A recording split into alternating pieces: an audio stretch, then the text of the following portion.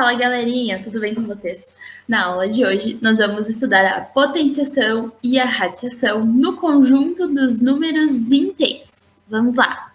Iniciando, então, pela potenciação, me lembrando da sua definição. A definição de potenciação é que ela é uma multiplicação em que todos os fatores são iguais. Lembrem que sempre uma potenciação ela é formada pela base e pelo expoente. A base indica um fator que a gente vai repetir na multiplicação e o expoente indica quantas vezes a gente vai repetir a base como fator na multiplicação. Mas vamos fazer um exemplo. Se eu tivesse 2 elevado à quinta potência, o que significa? Esse 2 é a minha base. Esse 5 é o meu expoente. Bom, eu vou repetir o 2, então, 5 vezes na multiplicação. Eu vou fazer 2 vezes 2, vezes 2, vezes 2, vezes 2. Bom, agora eu vou ter que calcular isso. 2 vezes 2, que dá 4. 4 vezes 2, que dá 8. 8 vezes 2, que dá 16. 16 vezes 2, que dá 32. Então, eu repeti o 2 5 vezes na multiplicação e eu obtive o resultado 32. Esse resultado aqui a gente chama de potência. Certo? Mas vamos então falar da potenciação de números inteiros. Lembrando então que o conjunto dos números inteiros ele é formado por todos os números inteiros positivos, os inteiros negativos e o zero. Vamos começar falando quando nós temos um número inteiro positivo na base e um número natural no expoente. Nesse momento, a gente só vai trabalhar com números naturais no expoente, ou seja, 0, 1, 2, 3, a gente não vai trabalhar com números negativos ainda. E a gente vai começar falando quando a gente tem um número positivo na base, por quê? Porque isso vocês já sabem calcular, vocês já aprenderam no ano passado. Então, se eu tenho mais 5 na minha base elevado ao quadrado, é porque eu vou repetir o mais 5 duas vezes na multiplicação. Então, eu vou fazer mais 5 vezes mais 5, que eu já sei que dá 25, né? Porque isso aqui é a mesma coisa que 5 vezes 5. Ou se eu tivesse mais 10 elevado ao cubo, por exemplo, isso aqui seria mais 10 vezes mais 10 vezes mais 10, certo? O 10 repetido 3 vezes na multiplicação, que a gente vai calcular fazendo assim. Mais 10 vezes mais 10, que dá mais 100, vezes mais 10 vai dar mais 1000. Ou simplesmente eu posso escrever, né, 1000, porque é um número positivo, certo? Então, isso aqui é o que vocês já tinham visto. Qual é a novidade aqui? Só vamos fazer uma observação antes. Se eu tiver 0 elevado a 5 ou 0 elevado a 25, isso vai ser 0 vezes 0 vezes 0 vezes 0, que vai ser sempre 0, né? Então, 0 elevado a qualquer número vai ser 0, ok? Uma observação. Então, agora sim, vamos falar quando nós temos um número inteiro negativo na base, que essa é a novidade agora no conjunto dos números inteiros. Então, o que é que vai acontecer quando a gente tem um número negativo na base? A gente vai ter que prestar atenção numa coisa que vocês vão ter que me ajudar a pensar um pouquinho agora. Olha só. Bom, quando eu tenho menos 2, por exemplo, elevado ao quadrado, eu sei que eu tenho que repetir o menos 2 duas vezes na multiplicação. Então, eu tenho que fazer menos 2 vezes menos 2. Bom, a gente sabe que, como nós temos a multiplicação de dois números negativos aqui, o resultado vai ser positivo, né? E eu vou fazer 2 vezes 2, que dá 4. Então, menos 2 ao quadrado é mais 4. Agora, se eu tiver, por exemplo, menos 2 ao cubo, Então, eu tenho que fazer menos 2 vezes menos 2 vezes menos 2. Bom, menos 2 vezes menos 2 resulta em mais 4. Vezes menos 2, quanto que é mais 4 vezes menos 2? Como tem sinais diferentes, fica negativo e 4 vezes 2 é 8. Então, menos 2 elevado ao cubo dá menos 8. Agora, se eu tivesse menos 2 elevado à quarta potência, eu tenho que repetir o menos 2 4 vezes na multiplicação. Então, repetindo aqui o menos 2 4 vezes. E eu vou resolvendo. Então, menos 2 vezes menos 2, mais 4. Mais 4 vezes menos 2 fica menos 8.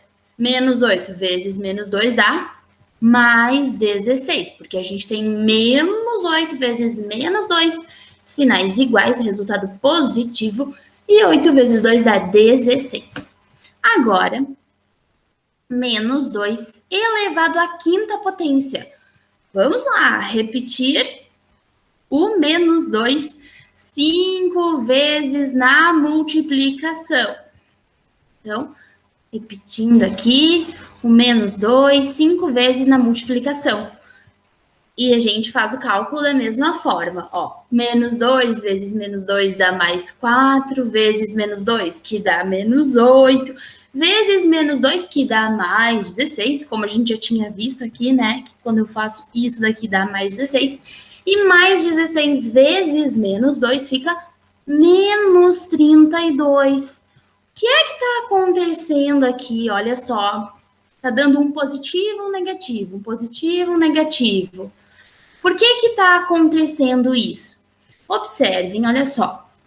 O 2, o 3, 4 e 5. A gente vai analisar um pouquinho da paridade desses expoentes. Então, o 2 ele é um número par.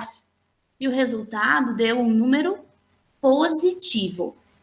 O 3, ele é um número ímpar. E o resultado, ele deu um número negativo. Bom, por que acontece isso? Olha só, sempre que a gente multiplica dois números negativos, o resultado é sempre positivo. Então, se a gente for formando parzinhos, vai sempre dar um número positivo. Aqui, quando tem expoente par, olha só. O 4, ele é par. O nosso resultado, ele deu positivo. Porque, ó, esses dois, se eu juntar, vai ficar positivo, aqui também fica positivo. Então, o resultado deu positivo. Agora aqui o 5, ele é ímpar. Então, ó, eu consigo fazer dois parzinhos aqui e sobra um negativo. Logo, o meu resultado, ele fica negativo. Então, isso sempre vai acontecer. Quando eu tenho a base negativa e o meu expoente for par, o resultado é sempre positivo. Agora, se a base é negativa e o expoente ímpar, o resultado é negativo, certo? Bom, lembrem que se a base é positiva, o resultado é sempre positivo, que isso é o que nós já tínhamos nos naturais. Agora, quando nós estamos no conjunto dos números inteiros e a base é um número negativo, o expoente par, ó. Então, eu vou multiplicar o número negativo, um número par de vezes, o resultado é sempre positivo, certo? E o que eu posso pensar? Olha só, quando o expoente é par, o sinal do resultado é positivo e o módulo é obtido fazendo a potenciação do módulo da base. O que significa? Que, por exemplo, ó, se eu tenho menos 2 elevado à quarta potência, eu sei que vai ficar positivo, porque o 4 é par. Então, vai ficar positivo. E eu posso calcular direto como eu calculava antes. Quanto é 2 elevado à quarta potência? Ah, eu sei que dá 16, certo? Agora, se o meu expoente é ímpar, é porque eu vou multiplicar um número negativo, um número ímpar de vezes. Ou seja, vou formando parzinhos e vai sobrar um negativo aqui no final que vai deixar o meu resultado negativo. Então, Quando o expoente é ímpar, o sinal do resultado é sempre negativo e o seu módulo é obtido fazendo a potenciação do módulo da base. O que significa? Por exemplo, se eu tivesse menos 5 elevado ao cubo, eu sei que vai ficar negativo, porque o 3 é ímpar agora, né? 3 é ímpar, então fica negativo. E eu calculo, o módulo da base é 5, né? Então eu calculo 5 ao cubo, que eu sei que é 5 vezes 5, que dá 25, vezes 5 de novo, 125. Então, esse aqui fica com o resultado menos 125, certo? Vamos, então, prosseguindo. Potências com expoente 0 e 1. Vai continuar como a gente já tinha estudado. Toda potência com base não nula e expoente 0, o resultado vai ser 1. Então, menos 40 elevado a 0 é 1. 100 elevado a 0 é 1 também. Quando eu tiver expoente 1, toda potência com expoente 1, o resultado ele é igual à base. Então, se eu tenho menos 45 elevado a 1, dá menos 45. Mais 25 elevado a 1, dá mais 25, ou 25 simplesmente, certo? Então, expoente 0, resultado 1. Expoente 1, o resultado é igual à base. Vamos falar agora um pouco sobre a raiz quadrada exata de números inteiros. Bom, lembrem que a raiz, a operação de radiciação, é a operação inversa da potenciação. Então, por exemplo, a gente sabe que a raiz quadrada de 9, ela é 3, por quê? Porque 3 vezes 3, ou seja, 3 ao quadrado, dá 9. Bom, a gente pode escrever isso aqui como raiz quadrada de mais 9, que dá mais 3, né? Por quê? Porque mais 3 ao quadrado é mais 9. Então, quando a gente tem a raiz quadrada de números inteiros positivos, a gente vai proceder como vocês já faziam antes. Pensar em qual número, vezes ele mesmo, resulta no número que está aqui dentro, certo? Bom, por exemplo, o 10 ele é um número positivo, mas a gente diz que a raiz quadrada de 10 ela é impossível em Z. Por quê? Porque não existe um número inteiro que elevado ao quadrado dê mais 10. E quando uma raiz quadrada ela não pertence ao conjunto dos números inteiros, a gente vai representar assim, olha só. Que a raiz quadrada de 10, ela não pertence ao conjunto dos números inteiros. Esse símbolo aqui é um ezinho redondo com um traço em cima. Ele significa não pertence. Ok? Ano que vem vocês vão aprender que essa raiz ela pertence a um outro conjunto, mas eu não vou dar spoilers agora.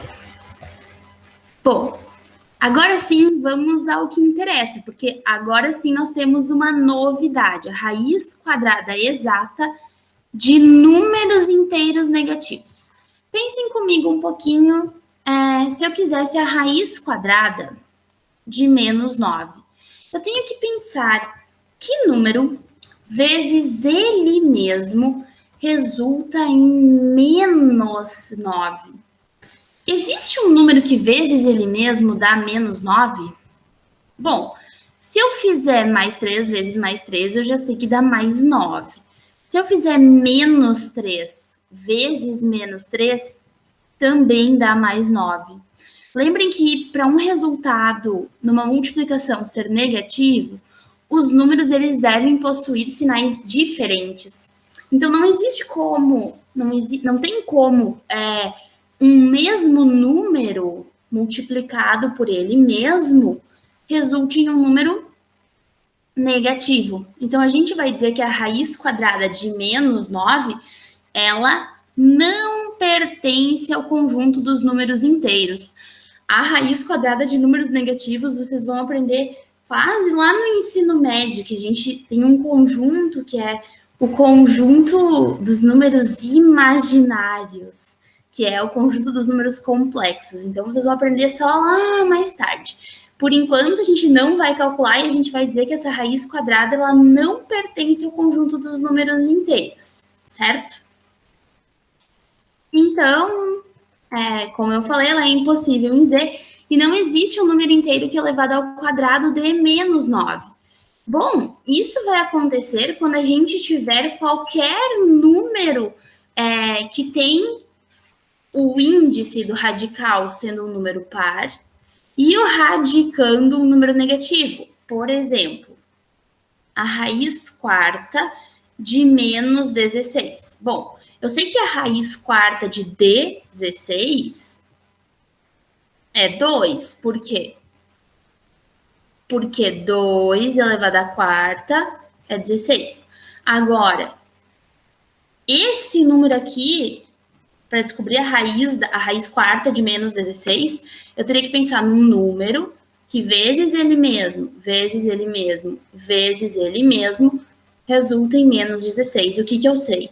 Que aqui, ó, a gente tem um número par de fatores.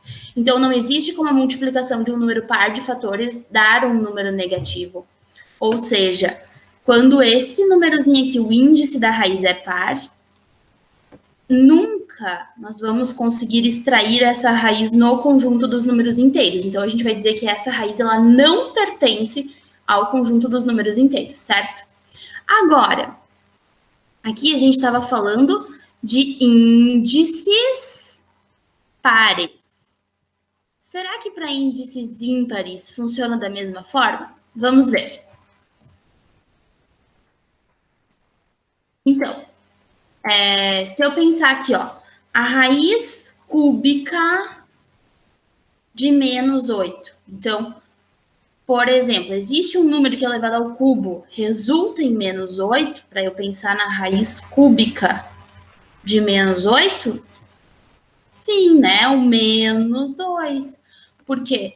Porque menos 2 vezes menos 2 vezes menos 2, que é menos 2 elevado ao cubo, resulta em menos 8.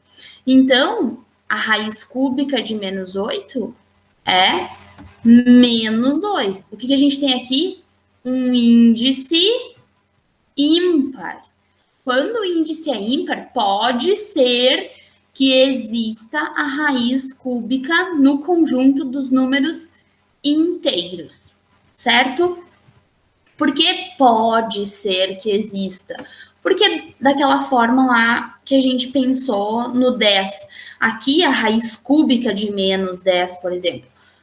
O menos 10 é um número negativo, aqui a gente tem índice ímpar. Mas existe um número que elevado ao cubo dá menos 10? Não, não existe. Então, um número inteiro, desculpa, que elevado ao cubo dá menos 10? Não. Então, a gente vai dizer que essa raiz ela não pertence ao conjunto dos números inteiros, certo?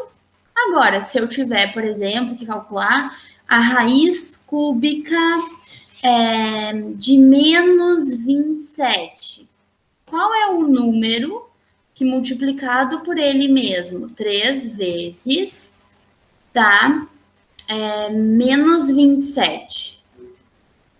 Ou qual é o número que elevado ao cubo é menos 27? A gente sabe que esse número ele é menos 3, ó.